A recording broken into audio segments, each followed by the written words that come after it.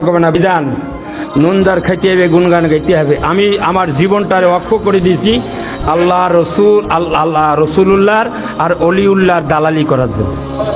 আমি ওনাদের দালাল হিসেবে যদি কবুল করে আমার নামাজ টামাজ কিছু লাগবে। হ্যাঁ, গাউসে পাকের মুরিদ যদি বলতে বলে এই মান রব্বুকা, মনকির নকির বলতে হবে মান রব্বুকা কেটা রে?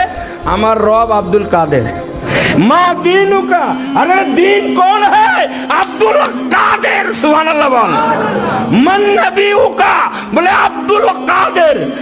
মনকির নকির এই জ্বালায় তো আমি কোনোদিন পড়ি নাই। আল্লাহ যে বলতে আল্লাহ এ কোন পাল্লায় ফালাই যাও, বলে কি মনকির নকি তুই ঘাবড়াই গেছিস? কি বলতে কি?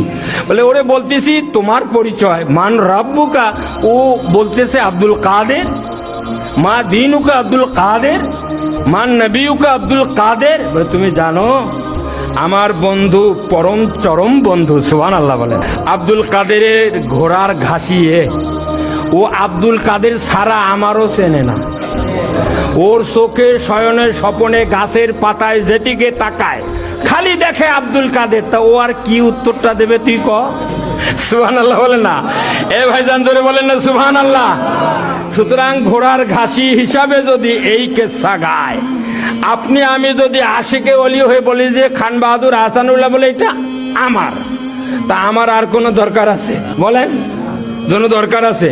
তো আমরা প্রত্যাশা রাখি, আশা রাখি যেন দলে থাকতে পারি, দলে থাকতে পারি। এই মহাপুরুষ যে রাস্তা দেখাই দিয়ে গেছেন এটাই হচ্ছে সিরাতাল মুস্তাকিম, এটাই হচ্ছে জান্নাতি।